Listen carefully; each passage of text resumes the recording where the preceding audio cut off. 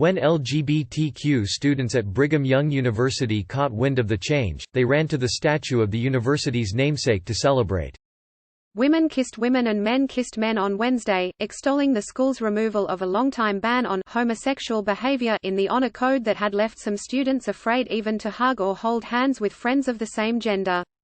Then the university took to Twitter to issue a clarification that made many overjoyed students suddenly skeptical of whether the revision meant anything at all. Even though we have removed the more prescriptive language, the principles of the honor code remain the same, the university wrote. The Honor Code Office will handle questions that arise on a case-by-case basis.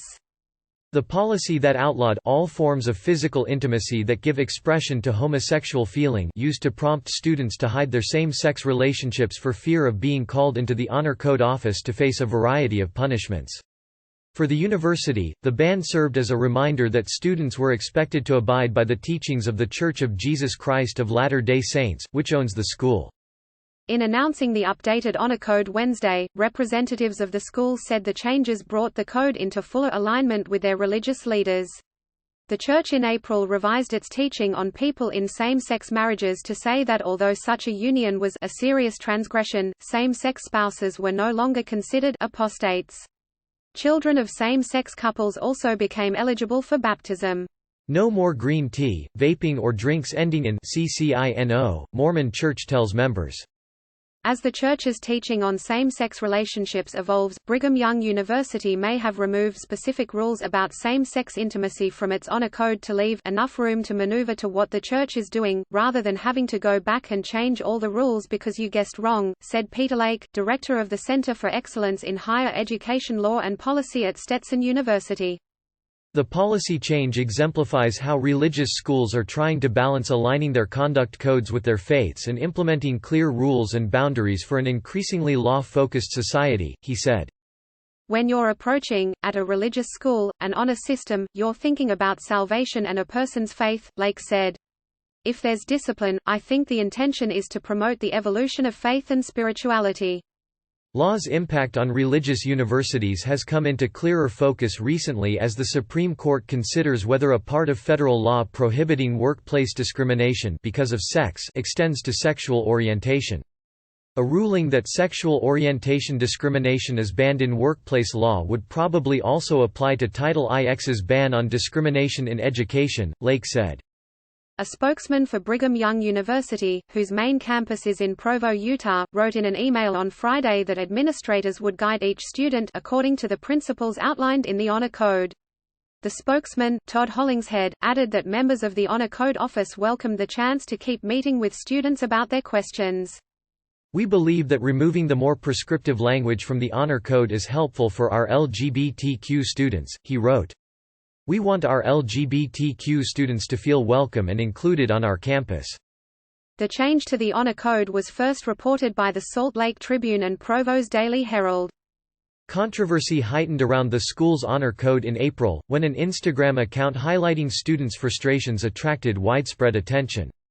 Students claimed that the Honor Code Office asked inappropriate and invasive questions, doled out overly harsh discipline and encouraged people to snitch on each other, among other alleged offenses. LGBTQ students this week expressed relief at the decreased likelihood that they would be disciplined for cuddling during a movie.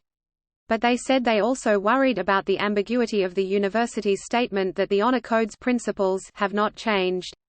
Why don't we have a White History Month? BYU condemns racist, anonymous comments aimed at black students.